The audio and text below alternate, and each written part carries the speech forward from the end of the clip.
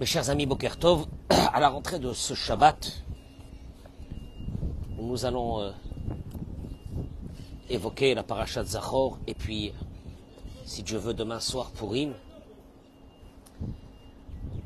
Une chose n'est pas coutume, j'interviens le vendredi matin après notre cours à la synagogue. J'étais en train de réfléchir hier que la majeure partie des personnes que j'ai côtoyées, que je côtoie dans ma vie, je parle de moi-même, de tous ceux qui sont autour de nous, les épreuves de notre vie nous ont brisés, nous brisent. Les épreuves de notre vie, ce sont les choses les plus difficiles. Je constate aussi que beaucoup de ces épreuves passeront un jour. Le seul problème, c'est que quand elles sont passées, ces épreuves, dans quelle situation nous on est après l'épreuve? Et je rappelle une chose fondamentale que dit Rabbi Nachman de Breslev, que les épreuves d'un être humain sont déjà marquées dans la cartographie de son âme. Il doit les passer. Sachant déjà que les épreuves qu'on passe, ils sont déjà marqués dans le parcours de notre âme, ça nous donne une nouvelle dimension à approcher ces épreuves. Pour ça, il faut une chose fondamentale. Il faut la Emouna. Je pense à toutes ces personnes qui sont malades, qui vont guérir, à tous ces jeunes garçons, ces jeunes filles qui n'ont pas encore trouvé leur mazal. Ils vont trouver leur mazal, c'est sûr et certain. À toutes ces personnes qui passent des problèmes avec leurs enfants, un jour ils passeront ces problèmes aussi. Et ces problèmes partiront. Parce que un problème, une épreuve a un moment. Elle a un moment. Une épreuve n'est pas une vie, elle a un moment. Elle passera. Le problème, c'est comment on aborde cette épreuve. Et je voudrais vous donner mon message de Purim ce matin, à travers ce que dit le Rav. Je vais vous lire, je vais vous traduire, mais ça m'a tellement bouleversé quand j'ai lu ça hier soir que j'ai dit ce matin, il faut que je vous le partage.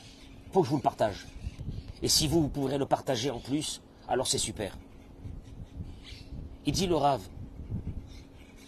Aval Be'emet, en vérité, Tzrichim la Da'at, Leid Gaber. On doit savoir comment se renforcer sur toutes ces pensées de tristesse, de désespoir quand on a une épreuve. Alors tu vas dire, ouais, mais c'est normal que je suis dans une situation de désespoir, je me suis pas encore marié, mes copines se sont mariées, mes copains se sont mariés, ceux-là ils n'ont pas de problème de parnassa, moi j'ai des problèmes de parnassa, l'autre il n'a pas de problème de santé, c'est normal. Il dit, sache une chose, que ces tristesses-là, Kulam, vous allez le voir pourquoi, c'est très profond ce qu'on va dire ce matin, Kulam mitzad yetzer hara bilvad. Tous ces désespoirs proviennent du yetzer hara, seulement. Pourquoi? Pourquoi seulement? C'est pas vrai. C'est pas vrai, c'est normal, c'est humain. Car d'après la vérité et d'après la foi, qu'on doit se renforcer tous les jours on doit manger de la foi. Tous les jours, il dit Rabbi Nachman de Breslev, comme tu prends ton petit déjeuner tous les matins, et tu te dis pas, j'ai pris le petit déjeuner, ça fait 4 jours ou 5 jours ou 1 mois. Non, tu prends le petit déjeuner tous les matins. Il faut que tu prends le petit déjeuner tous les matins de Emouna. Qui alpia Emouna, car selon la foi, en shumi ush ba'olam, en shumi ush ba'olam, en shumi ush ba'olam, il n'y a pas de désespoir dans ce monde. Vekol ma she'Hashem anseh, le tova ou anseh, tout ce que Dieu y fait, c'est pour le bien. Vekol chisaron, et toute chose qui nous manque, qu'on n'a pas encore eu, qu'on attend. Si on va l'observer, cette chose, on va l'aborder avec de la Emouna, on verra. Là, on verra après, le bien, oui, le bien qui va sortir de ça. Moi, je vais dire combien de filles qui ne sont pas encore mariées. Par exemple, hein, je prends ça, mais on peut le mettre surtout les autres choses. Tes épreuves, que tu t'es pas encore marié, que tu as attendu longtemps avant de te marier, ça va te donner une dimension que quand tu vas te marier, ton mariage il va être une réussite totale. Ah ouais, ouais. Ouais, tu sauras toi des choses, tu comprendras des choses que d'autres ne comprendront pas. C'est-à-dire que ces épreuves, en principe, sont venues, et là il va l'aborder. Ils sont venus pour qu'après l'épreuve. Parce que le but c'est ça. Le but c'est pas l'épreuve. C'est qu'après l'épreuve, tu as des forces pour comprendre la vie que tu n'aurais pas compris cette même vie si tu n'avais pas eu cette épreuve. Mais je vais la vie, il te dit, pour comprendre ça, Nitbonen al-Chaya chez l'Esther Amalka. Eh oui, c'est le sujet du jour. Observons, simplement un tout petit peu, la vie de cette femme Esther. C'est sympa, hein, quand nous on voit Esther Amalka, on se déguise en Esther Amalka, la reine, elle va se marier avec Achashverosh. Hein, c'est sympa, hein, on se déguise en reine, les petites filles se déguisent en reine, Achashverosh, etc. C'est très sympathique tout ça. Mais il te dit, prends l'histoire exactement. Ils étaient dans une exil terrible, à ce qu'on appelle aujourd'hui en Iran, en Irak. Le temple avait été détruit, le premier temple. Il te dit, regarde, mais regarde juste un tout petit peu. Tu vas puiser de cette femme, parce que l'histoire de Pourim, c'est ça. Tu vas puiser de cette femme et d'un homme qui est Mordechai. Une chose fondamentale qui te manque quand tu as une épreuve. Ouais, quand tu as une épreuve le matin, tu as envie de mourir. Tu as envie de mourir le matin. Tu dis, c'est quoi cette vie? Combien de temps je vais continuer comme ça? Tu vas voir. Il te dit, on connaît tous l'histoire que Assuérus, Achashverosh, après avoir tué son épouse, ce fou, c'est un malade, cherche une nouvelle épouse. Et voilà que, c'est dramatique, on fait un marché, on cherche les plus belles filles. Comme un salon de Versailles, tu connais le salon de Versailles? Je sais pas, le salon de l'agriculture. Ils amènent les filles, c'était comme ça à l'époque. On l'oblige à Esther, on l'a choisie, elle est nominée, Mazal Tov, quelle catastrophe, à se marier avec qui? Avec Khomeini. Tu connais Khomeini, la Khamenei là? Avec Nasrallah, tu connais Nasrallah? Voilà, un mec comme ça, pas plus. Toi, tu crois que c'est une histoire sympathique, elle s'est mariée avec un roi et tout. Une horreur. Un fou, un sanguinaire. Cette jeune fille, elle est prise et elle est amenée dans son palais. Il dit, pour que tu comprennes un peu la vie d'Esther, il faut quand même qu'on rappelle que cette histoire s'est passée combien de temps avant le décret de Haman? Parce que toi tu vas me dire, ouais c'est bien, elle est devenue la reine, grâce à ça elle nous a sauvés, quand Haman il est arrivé. Viens, rentre chronologiquement. Parce que toi tu sais pas les moments qu'elle a, les moments de solitude qu'elle a passé cette femme-là. Toi tu crois que c'est normal, c'est sympathique, c'est l'histoire de Pourim, et machin. 5 ans. 5 ans avant que Haman se réveille pour vouloir détruire le peuple d'Israël, cette jeune fille, qui n'a rien fait de mal dans sa vie, elle se retrouve prise dans le palais d'un malade mental, d'un fou, d'un sanguinaire, d'un assassin qui va faire une fête pendant 180 jours. Et cette fête, le Midrash dit, elle a été faite pourquoi? Pourquoi il a fait une fête de 180 jours? 180 jours. Parce que lui, là, d'après son calcul, il y avait une prédiction que le deuxième temple allait être reconstruit, et d'après son calcul, les années de prédiction étaient passées, et le temple d'Israël n'avait pas été reconstruit. Tu comprends un peu l'histoire? Il fait une fête pour ça de 180 jours, et il met les habits du grand prêtre, tous les ustensiles qui avaient été pillés dans le Beth Amikdash, il les a amenés, et il les a mis dans cette fête-là pendant... C'est un malade. C'est un malade. Son but à lui, c'était de tuer le peuple d'Israël. C'était la fête que le peuple d'Israël, il n'y a pas de renaissance dans le peuple d'Israël. Maintenant, cette fille, elle est prise dans son palais. Allez, vas-y. Ah, maintenant, d'un seul coup, le déguisement de Esther, il prend une autre dimension dans ta tête. 5 ans avant, l'histoire de Haman, elle est prise. Une femme de grande pudeur, une grande sadéquette, une gentille fille, une fille qui ne sortait pas avec des garçons, n'importe comment, une fille qu'un garçon n'avait pas mis sa main sur elle. Qu'est-ce qu'elle a fait au bon Dieu? Là, tu t'arrêtes là, tu te dis, qu'est-ce que j'ai fait? Pourquoi le ciel a besoin de s'acharner sur moi? Certainement, elle avait vécu dans la maison de Mordechai, le tzaddik, le grand de la génération. Je ne sais pas si on peut s'imaginer. Le grand de la génération. Tu dis, la fille de Baba Salé, à Dieu ne plaise. Elle se retrouve dans... Mais suicide-toi, mais disparais de ce monde. Il dit, Bécharat Mashber Veyerida, chez Kazo, dans un moment de détresse. De détresse, la vie, elle est terminée. Bevada est certainement que le Yetzerara aurait pu venir chez Esther et la détruire. Comme il vient chez nous. Au moment où c'est qu'on a quelque chose qui ne va pas.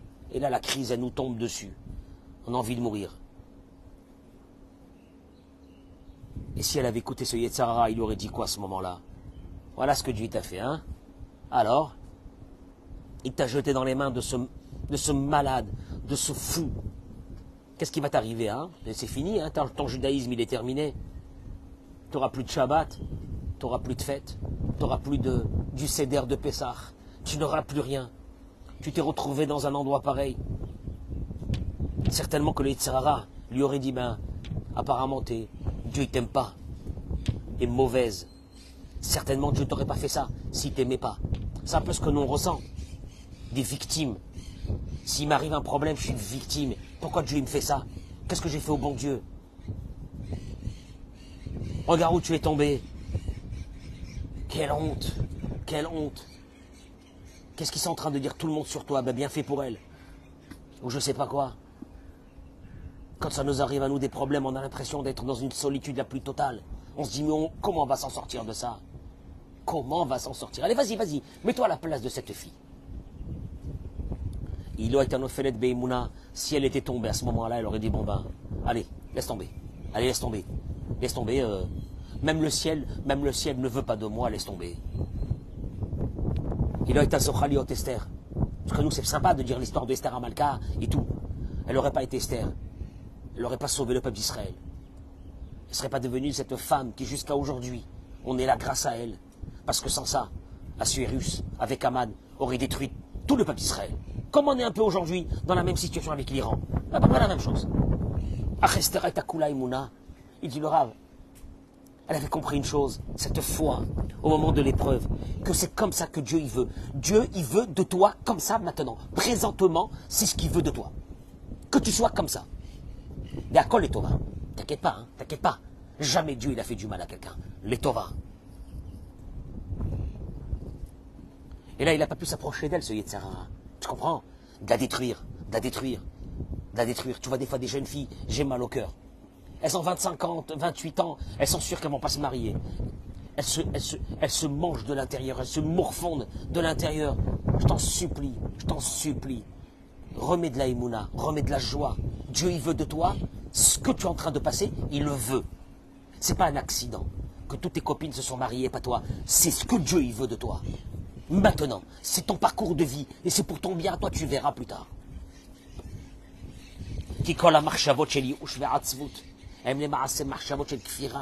Parce que tu sais quoi? Le Yetzirara, lui, c'est très facile. En 2 minutes, il nous met dans une situation d'athéisme. Qu'on ne croit plus. Qu'il n'y a plus Dieu. Ah oui, il y a Dieu quand ça va. Mais quand ça va pas, il n'y a pas Dieu. Quand on a un problème, quand on doit aller à l'hôpital, quand on doit... Il n'y a pas Dieu, c'est fini.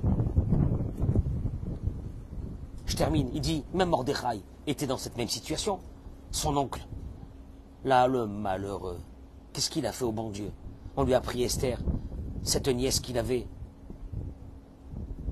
Qu'est-ce qu'il aurait pu dire lui aussi? Ah ben voilà, à savoir ce que j'ai dû faire, que le ciel, il me tombe dessus comme ça.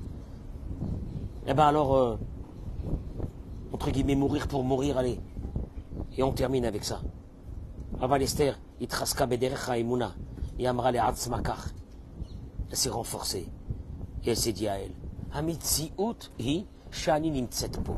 La réalité, c'est que je suis dans cette situation présentement que je suis. As zeratson Hashem shani epo. Si je suis dans cette situation dans laquelle je suis, c'est la situation que Dieu veut. On est bien d'accord. Dieu veut que je sois là. Dieu veut que je le serve à travers l'épreuve que je suis. Ne t'en veux pas, il te dit Dieu, je t'en supplie, ne t'en veux pas. Je te veux dans ce moment-là. Dans ce moment de l'épreuve, je te veux. Dans ce moment de détresse de ta vie, je te veux. C'est ce qu'elle a dû se dire à ce moment-là. Dieu, il a ses comptes. Pourquoi il veut que je sois à ce moment-là? Et de ce moment-là, je vais le servir. Qu'est-ce qu'elle va le servir? Elle va rester 1 an, il n'y a rien. 2 ans, elle est dans le palais de Pharaon, de Assuérus, il n'y a rien. 3 ans, il n'y a rien.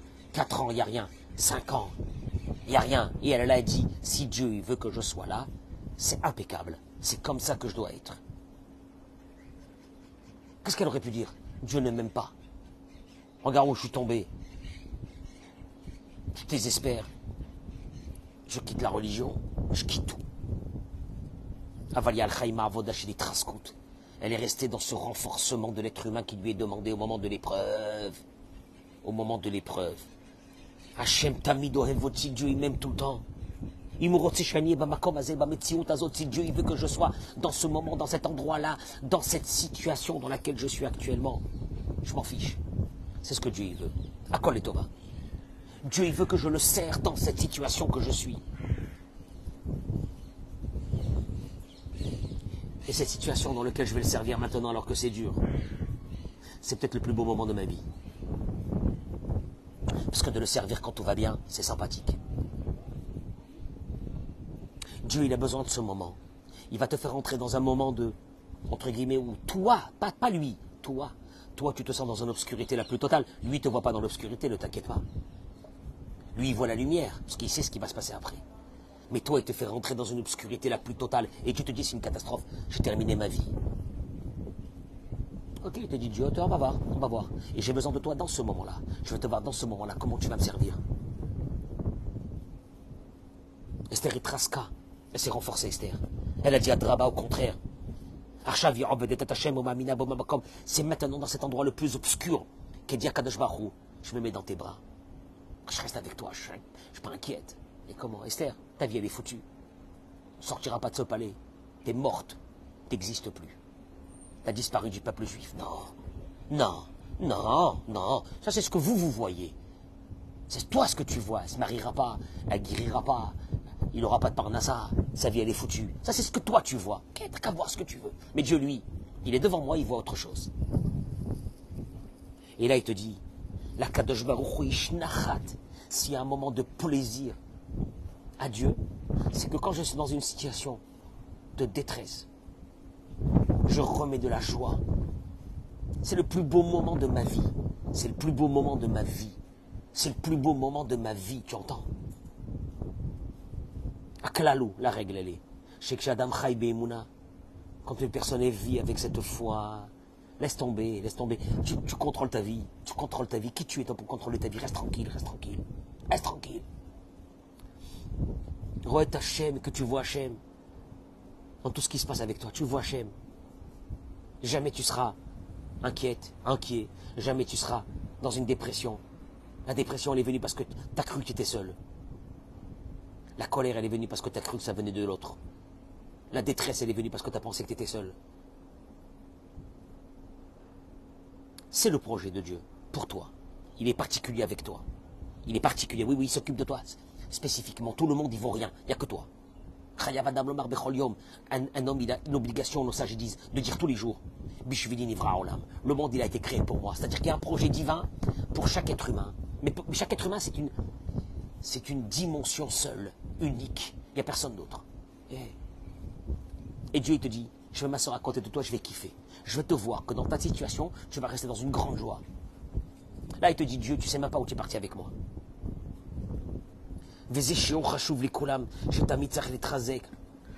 Combien? Il dit, c'est important qu'il faut se renforcer dans chaque situation.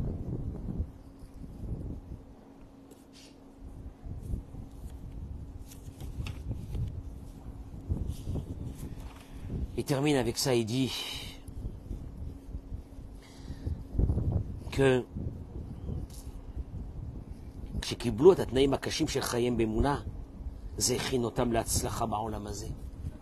toutes les personnes qui ont réussi à passer les épreuves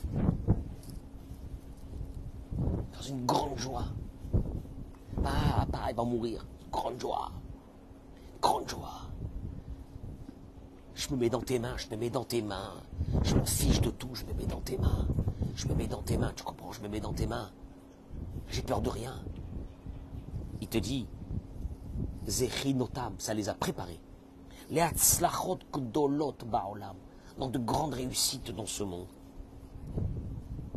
Parce qu'après l'épreuve, il y a une autre vie. Et là, ils vont faire des choses. Ils vont comprendre la vie comme ils n'ont jamais compris avant. S'ils avaient été mes mourmarim, si par contre au moment de l'épreuve ils avaient été détruits, ils n'auraient pas reçu ce cadeau qui est après l'épreuve.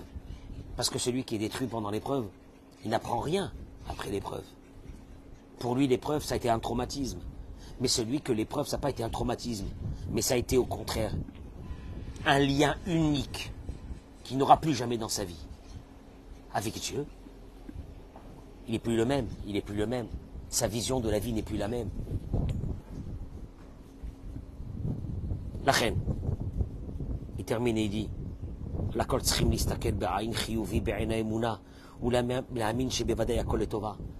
On doit garder cet œil positif. Avec cette émouna, cette croyance qui est profonde, elle est à l'intérieur de nous, ne vous inquiétez pas, il n'y a pas quelqu'un qui n'a pas la émouna. Elle est à l'intérieur de nous, il faut qu'elle a réveillé. Shebevadei hakol letova, que tout ce que Dieu fait avec moi. Je ne sais pas encore. Je le saurai dans 10 ans, dans 5 ans. Mais c'est pas grave, c'est pas grave. Entre-temps, je kiffe. Entre-temps, je kiffe. C'est pourquoi je kiffe? Parce que mon cœur, il saigne. Mon cœur, il saigne de l'épreuve. Mais il saigne dans l'épreuve. Et en même temps, ce saignement de l'épreuve me permet d'avoir une communication avec toi que j'aurais jamais eue si j'avais pas eu l'épreuve. Ou la amin chez Bevada, il te dit, ou les trazek, ou les hodot à la kol. Et donc, je te remercie, Hachem, de ce moment que je suis en train de passer. Vela avor et akol bisimcha, comme Esther Amalka. Et de traverser cette épreuve comme l'a fait Esther. Esther, pendant 5 ans, elle ne savait pas ce qu'elle faisait dans ce palais. Jusqu'au moment, c'est que Haman, 5 ans après, 5 ans, c'est long. Elle va comprendre pourquoi elle a été dans ce palais. Et combien que de bien est sorti de ça à la fin. Et chacun peut écrire sa Megillat Esther. Il termine le Rav. Tu peux écrire ta Megillat Esther si tu veux. Écris-la. Écris-la ta Megillat Esther. Celle de tes années de détresse, de vide. Tu peux écrire ta Megillat Esther si pendant toutes ces années tu as été comme Esther. Confiance totale. Elle a dit Esther quand elle est arrivée chez Achashverosh pour lui parler la première fois, elle savait qu'elle rentrait chez lui sans avoir été invitée. Elle a dit Keli, Keli, lama azaftani akadosh baruch hu. Pourquoi tu m'as laissé? Elle a eu un moment de peur, mais elle était connectée avec Dieu. C'est ça pour Purim. C'est ça pour Purim. C'est ça la Megillat Esther. C'est ça les déguisements que nos sages nous disent que les déguisements nous rappellent. Se déguiser, c'est que, en fait, je me déguise, on ne me reconnaît pas. Ah oui, c'est ça le déguisement. Dieu, il te dit, tu ne comprends pas dans ta vie, c'est un déguisement, je suis déguisé avec toi. Tu crois que c'est la nature, tu crois qu'il y a eu des aléas, tu crois qu'une fille qui me dit, je devais me marier, il est parti, il m'a laissé. Un garçon qui dit, je devais me marier, elle m'a laissé. Mon Dieu, quelle détresse. Akadosh Baruch Hu te dit, je suis déguisé derrière tout ça, moi. Moi, je suis déguisé derrière tout ça, je suis en train de te préparer un truc énorme. Je te demande une chose, c'est que pendant ce moment-là, où que tu es seul, je veux que tu sentes que tu sois pas seul, que tu n'es pas seul. Que tu comprennes que je suis avec toi, mais tu ne comprends pas même pas la puissance dans laquelle je suis avec toi. Ça, c'est Purim. C'est ça, Purim. Iratson ve'ira'ava. Partagez secours, parce qu'il n'y a pas de personne dans ce monde qui aujourd'hui ne traverse pas chacun et chacune leurs problèmes. On traverse ce monde. On partira un jour de ce monde. Comment est-ce qu'on a passé ces étapes de notre vie? Ces étapes, c'est-à-dire ces épreuves. Ces épreuves. Comme ce cheval de course qu'il y a devant lui, des barrières qu'il doit les sauter. Comment je les ai sautées? Comment je les ai passées? de quelle façon je les ai passés. Je vous souhaite Shabbat Shalom, Purim Sameach, Bracha Vatzlacha, Refoua Shelema, tout ce que vous faites, que Dieu soit avec vous. Renforcez-vous dans cette émouna, c'est le moment qu'on puise en nous cette émouna. Elle était là dans ce palais, cette pauvre fille. Elle aurait pu disparaître, se laisser mourir. Et terminer. On n'aurait jamais entendu parler d'Esther, puisque de toute façon du peuple d'Israël ne serait resté rien du tout. 5 ans, elle attend. Quelle puissance! Je suis là parce que Dieu le veut. Et si Dieu le veut, c'est pour le bien. Et elle attend son moment. Et le moment, il va arriver. Tout pourri est raconté dans cette histoire. On n'appelle même pas Megillat Mordechai. On appelle Megillat Esther. Ouais. Voilà ce qu'elle nous a appris, cette femme. 5 ans. 5 ans. 5 ans. Monstrueuses. 5 années monstrueuses. Ouais. Bracha v'atzlacha bechol ma'aseidechem. Amen ken yirav.